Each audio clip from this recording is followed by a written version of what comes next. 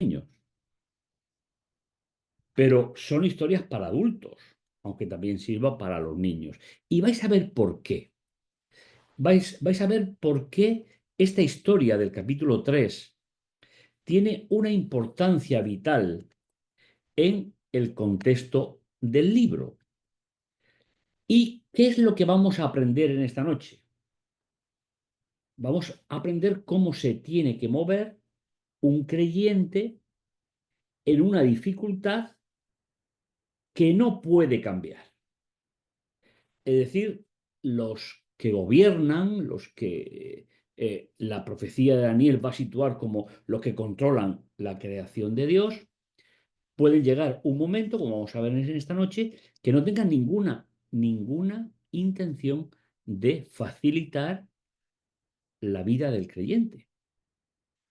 Por eso vamos a introducirnos en este capítulo 3, que ya más o menos pues podemos ir intuyendo, y vamos en primer lugar, vamos a recordar que la situación que mantiene en, la,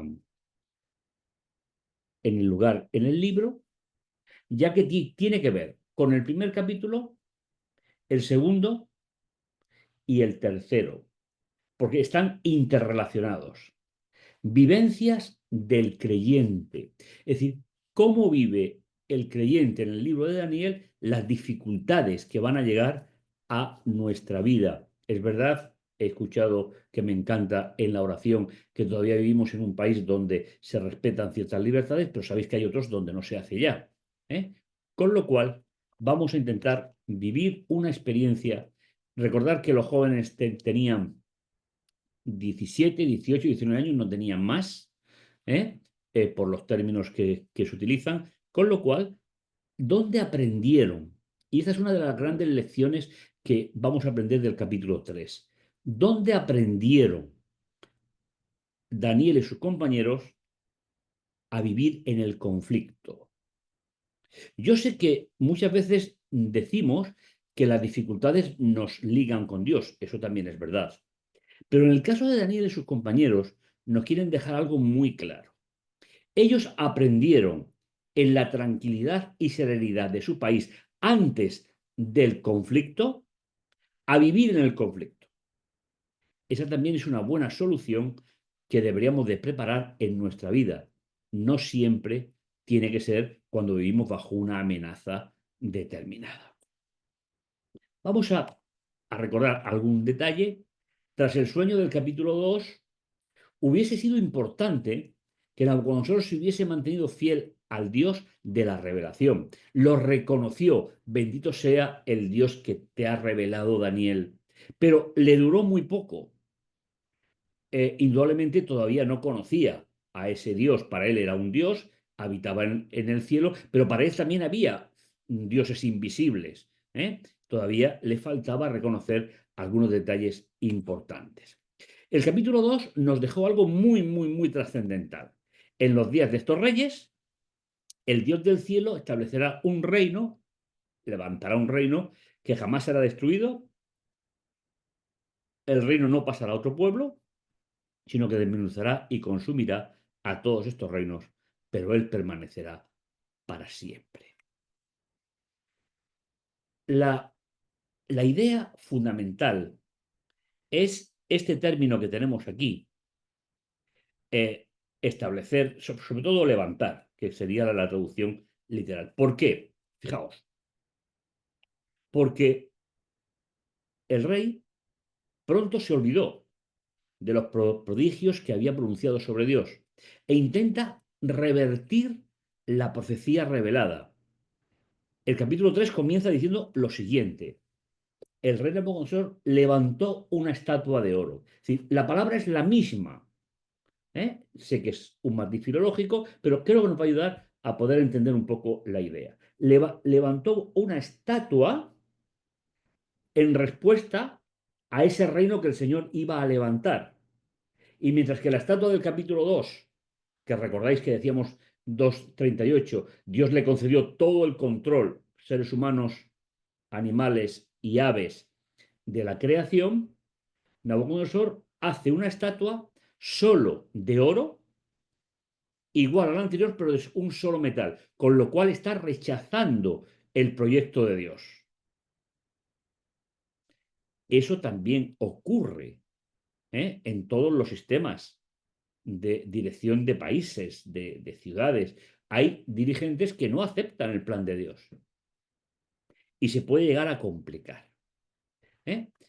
Nos da las medidas y hizo levantar en la llanura de Dura.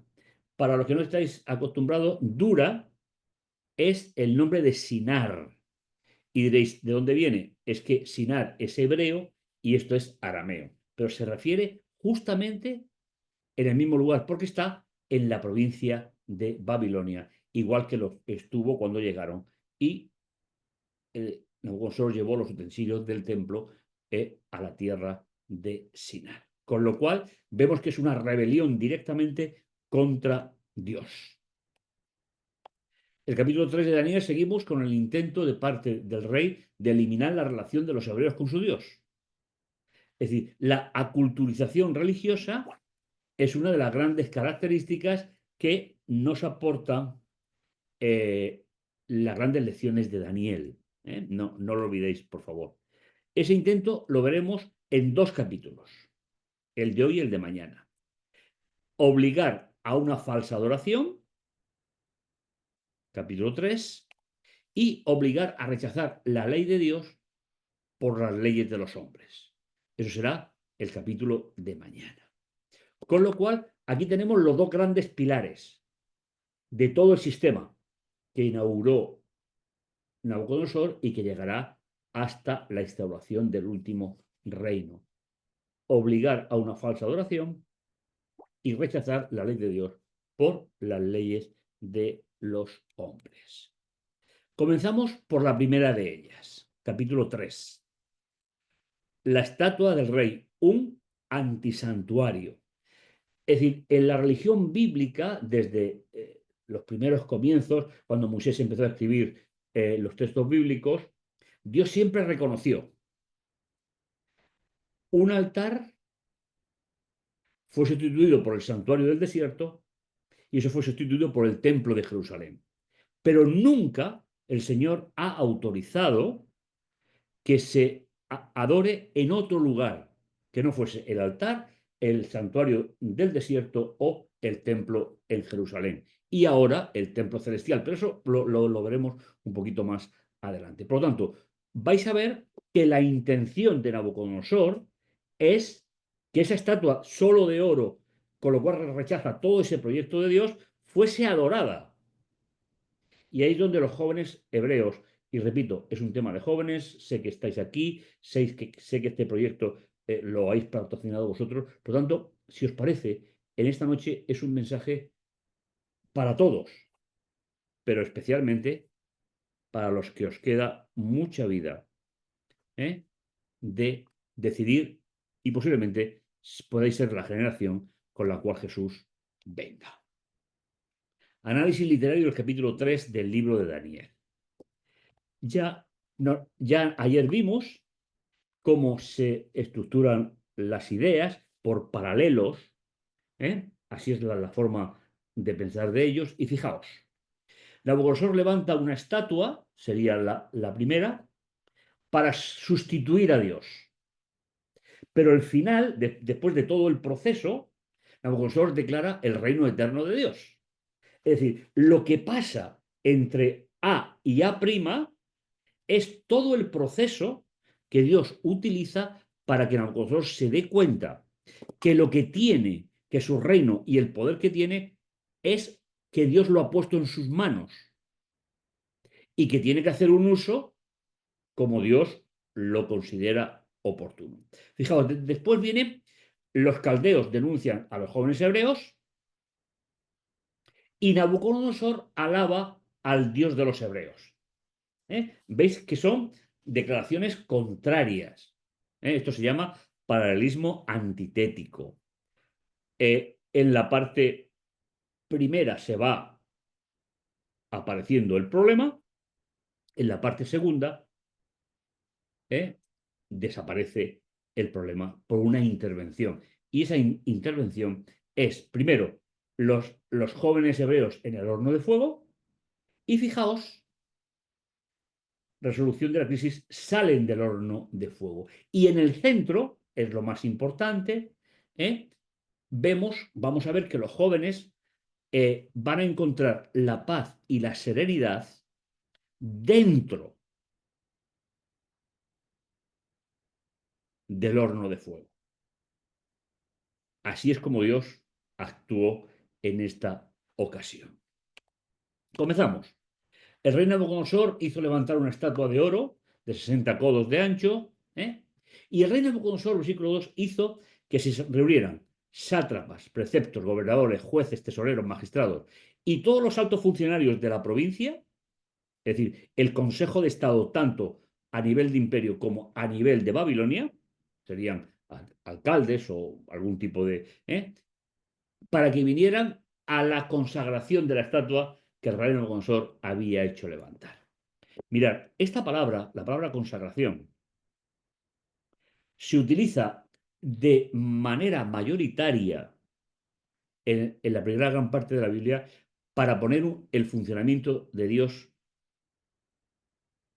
en el santuario, o bien cuando se desmontaba y se trasladaba, o bien cuando se construyó el templo de Jerusalén. Con lo cual, ya las palabras que Daniel recuerda, estamos hablando de lo que va en contra del templo de Dios, el templo o santuario.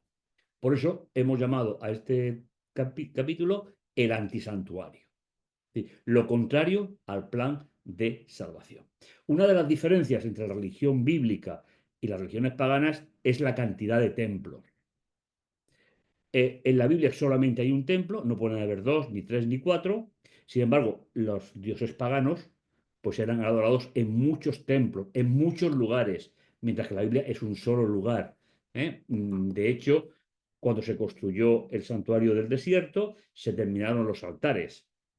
Cuando se construyó el templo de Jerusalén, se terminó el templo del desierto. Y cuando funciona el santuario celestial, termina el santuario de Jerusalén. Con lo cual, deberíamos de situarnos en un lugar único para adorar a Dios.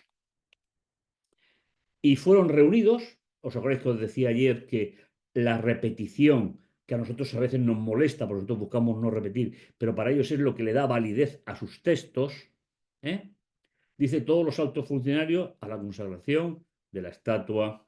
Y fijaos, entonces, dice el versículo 4, el heraldo pregonó a gran voz: pueblos, naciones y lenguas. Y qué curioso es que se haga así, porque la expresión pueblos, naciones y lenguas nos recuerda el pasaje de Génesis 11, donde los pueblos, los reyes y la división de la humanidad por lenguas fue la consecuencia de la rebelión.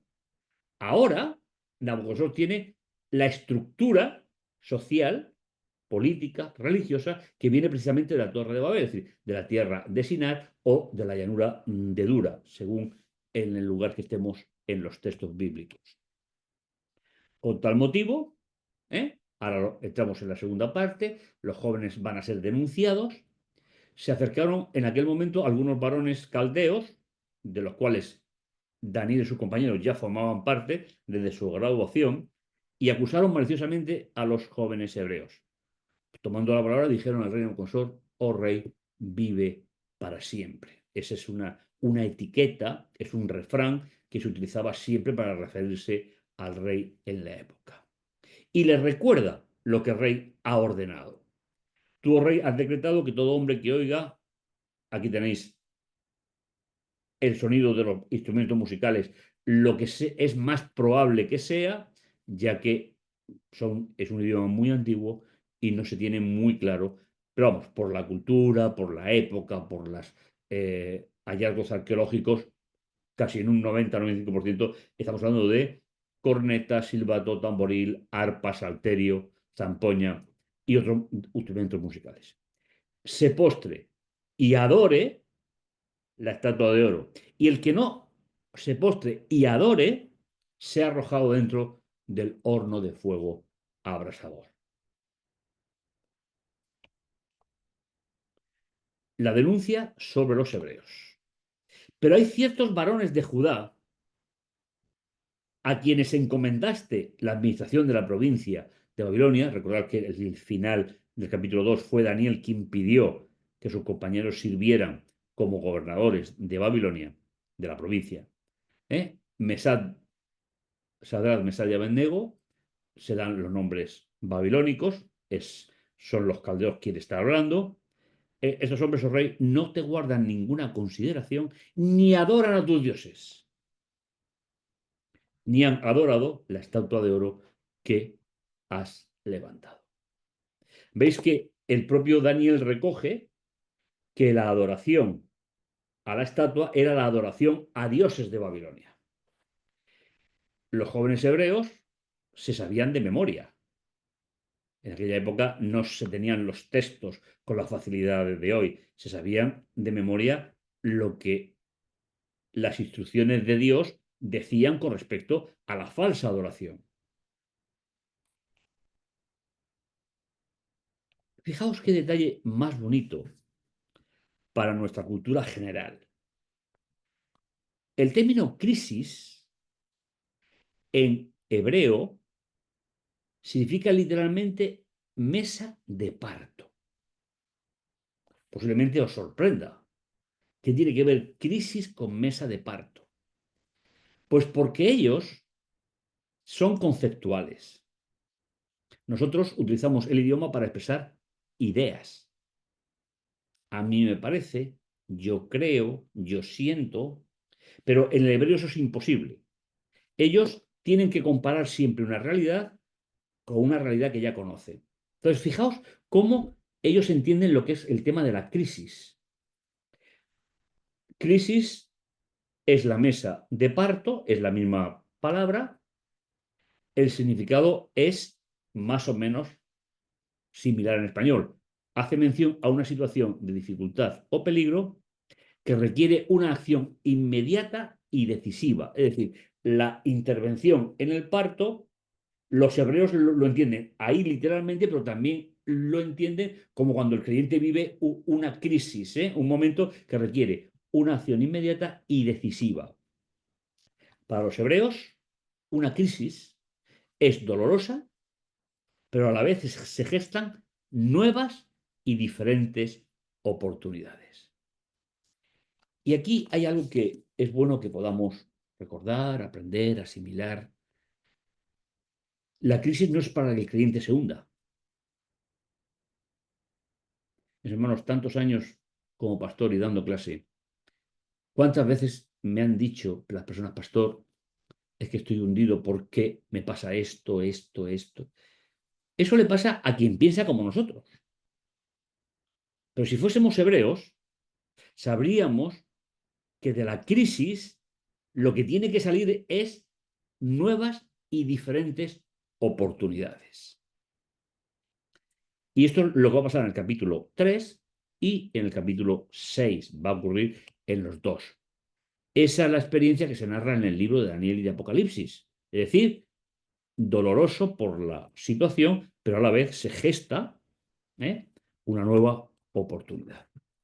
Entonces Nabucodonosor, estamos en la tercera parte ya, con cólera y furor mandó traer a Sadrach, Mesach y Abednego, los cuales fueron llevados inmediatamente ante el rey. ¿Veis? Estamos entrando en la crisis. ¿Cómo la enfocaría un creyente que no tiene afianzada su relación con Dios? Porque finalmente, y creo que ya lo hemos dicho, la relación con Dios no se basa en un sentimiento. La relación con Dios se basa en una realidad estable, independientemente de las circunstancias. Nabucodonosor tomó la palabra y dijo a Sadrach, Mesach y Abednego: ¿es verdad que vosotros no rendís culto a mis dioses, ni adoráis la estatua de oro que yo hice levantar, o he hecho levantar? Y fijaos qué respuesta tan espectacular. Después de invitarles de nuevo, ¿eh? Nabucodonosor apreciaba a los jóvenes hebreos, pero estaba en un callejón sin salida. Es decir, que había hecho algo sin pensar en ellos, porque no tenía por qué pensarlo, y ahora se encuentra con que tiene que tomar decisiones que, que no cuadran con la fidelidad de esos jóvenes. ¿Sabéis? El libro de Daniel muestra algo que es muy importante. No siempre la fidelidad de un creyente es vista por personas, funcionarios, como algo que enriquece, sino que margina. Y seguro que podríais contar historias al respecto. Entonces, después le repite el nombre de los instrumentos musicales, y además hace una advertencia.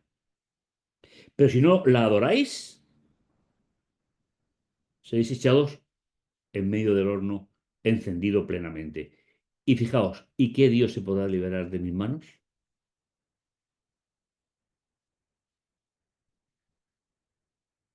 ¿Y qué Dios os podrá librar de mis manos? Él se consideraba hijo de los dioses. Entonces, fijaos qué respuesta. Yo sé que habéis pasado muchas veces por esta historia, pero esta historia, que parte de la profecía anterior, resume cómo enfrenta un creyente que está enamorado de Dios, que conoce a Dios profundamente, cómo enfrenta las circunstancias. Dice, no tenemos por qué responderte de este asunto. ¿Veis? La crisis no los atrapa, sino que para ellos es una nueva oportunidad. ¿Cuánto aprenderíamos nosotros? Permitidme el paréntesis. Si nos diésemos cuenta un poco a través de la mentalidad de lo que escribió Daniel, que las crisis no son para hundirnos, las crisis son para crear nuevas oportunidades junto a Dios. Pero sabéis, eso hay que madurarlo, conocerlo antes de llegar a ese momento.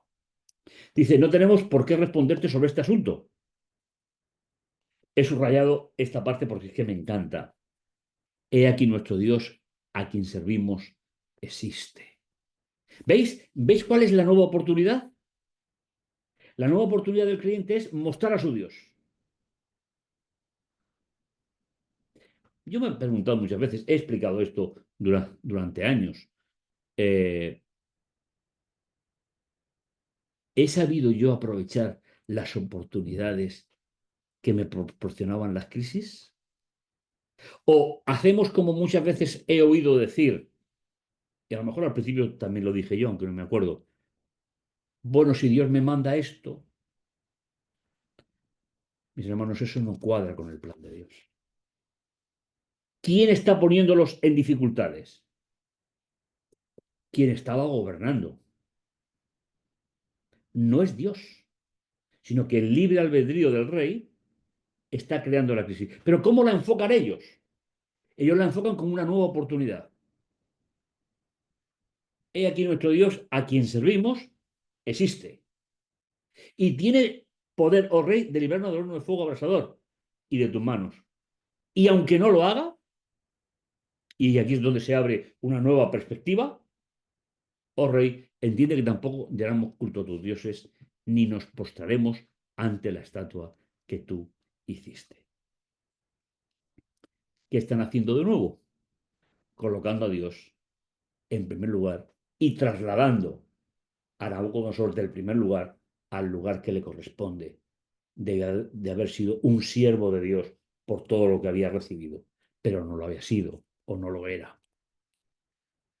Nabucodonosor entonces, lleno de furia contra Mesac, Sadrach, Abednego y con el rostro desencajado, ordenó que fuera calentado 7 veces más del acostumbrado el horno. Para mí esto es una expresión, calentar más, pero bueno, es un grafismo muy, muy, muy importante el que Daniel nos está aportando.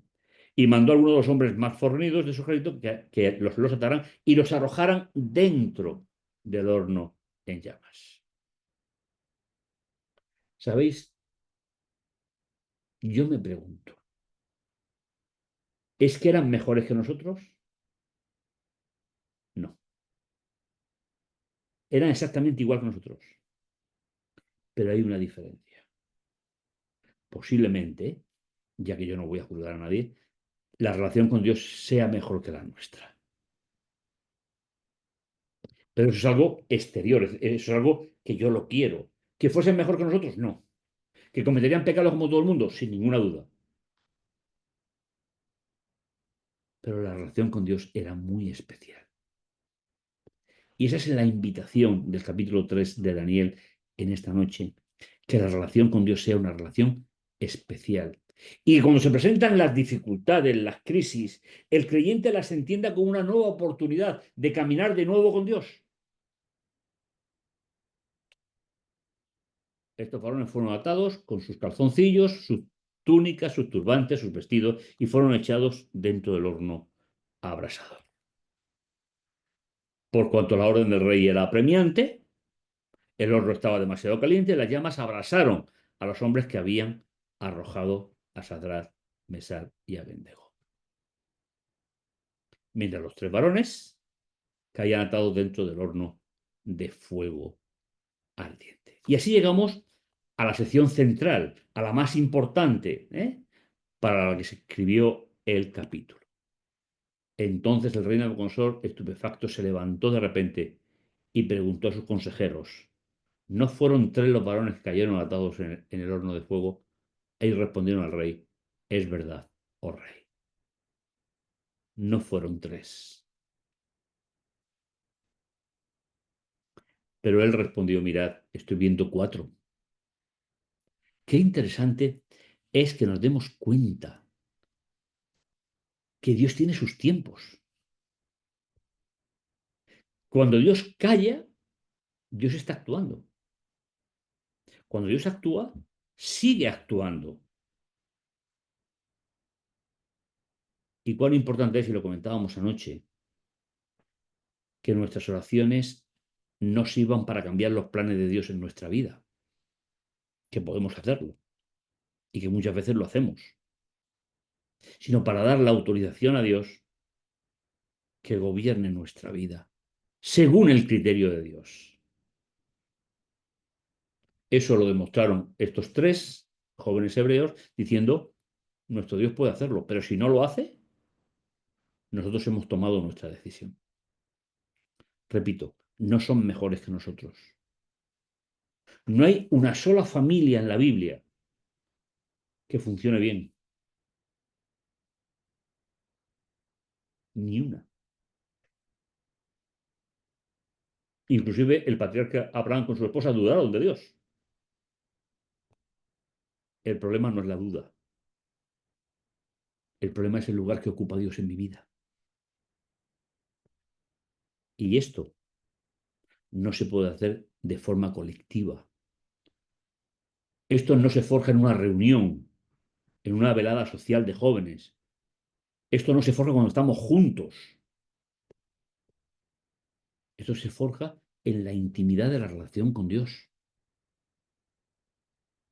Y si eso funciona, nuestras reuniones serían completamente diferentes. Y aun siendo como somos, que somos pecadores, como lo era Daniel, como eran sus compañeros, como lo era Abraham, como lo fue David, Salomón, buscar uno.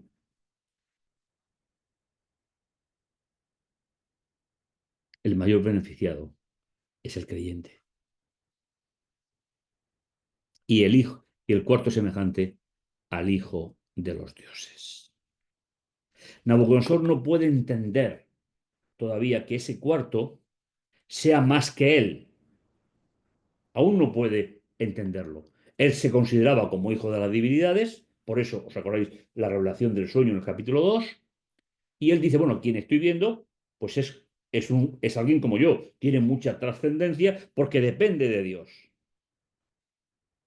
Lo que todavía no había aprendido en algunos es qué clase de Dios es el que tenemos los creyentes en la palabra. Nabucodonosor se acercó a la puerta del horno de fuego en llamas y dijo: Sadrach, Mesach y Abed-Nego, siervos del Dios Altísimo, salid y venid. Fueron arrojados, pero esto dice que van a salir por su propio pie. Y como os comentaba hace un momento,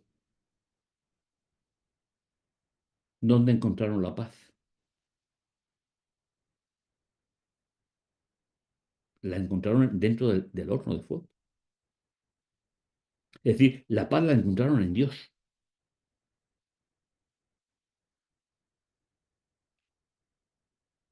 El Consejo de Estado, ¿eh?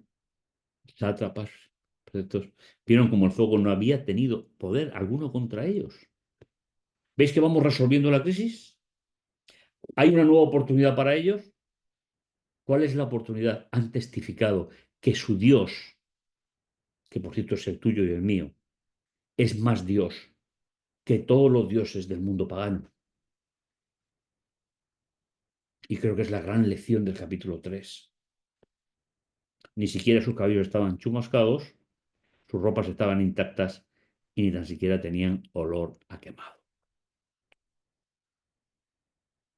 Entonces Nabucodonosor dijo: fijaos,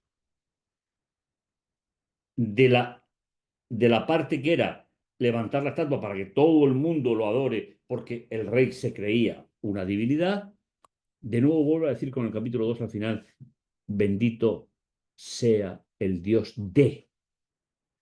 Y sabéis, a mí esta frase me gusta mucho, porque los no creyentes, los que no leen la Biblia, por los motivos que sean, no tendrán más visión de Dios que la que muestra el creyente en su vida.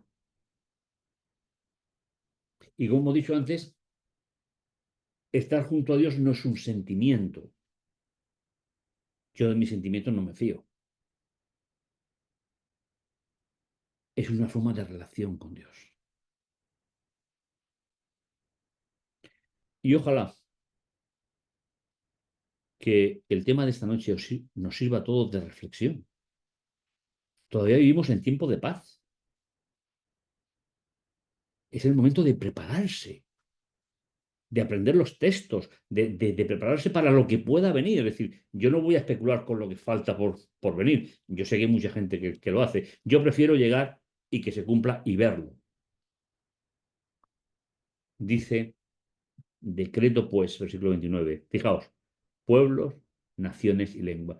¿Os dais cuenta que es antitorre de Babel? Ahora todos son unidos no por las diferencias, no por las lenguas, son unidos por el mensaje de Dios. Decreto pues que todo pueblo, nación o lengua, ¿veis en qué los junta? Que profieran blasfemia contra el Dios de Sadrach, Mesach y Abed-Nego, se ha descuartizado y su casa se ha convertida en una cuadra de animales, por cuanto no hay Dios que pueda librar como este. Qué mensaje tan impresionante para nuestra reflexión. Y de nuevo el rey los restituyó en sus puestos y le dio la gloria que ellos tenían. Qué importante es que hablemos de calidad con la relación con Dios. Y repito, no es un sentimiento. Y cuando alguien dice, tengo una crisis de fe, es porque esa relación está basada en los sentimientos. Y supongo que ahí somos iguales vosotros y yo. Yo de mis sentimientos no me fío. Pero sí me fío de la relación de estabilidad con Dios. Y las dificultades que me encuentro en mi vida, procuro que se conviertan en una nueva oportunidad para relacionarme con Dios. Creo que es el gran mensaje del capítulo 3. El capítulo que hemos denominado que es el antisantuario, es decir, el santuario estaba destruido lo vimos en el capítulo 1, y lo único que había era la religión falsa. Ni podían ir a Jerusalén a adorar, ni podían, el templo estaba totalmente destruido, la clase sacerdotal no funcionaba, etcétera, etcétera. Y sin embargo, desde el exilio siguieron dando testimonio de ese Dios que conocía. Dios nos manda las pruebas no existen. La prueba es una actitud del ser humano frente a las dificultades. Espero y confío que esta historia no sea una historia más en nuestra vida, sino sea el comienzo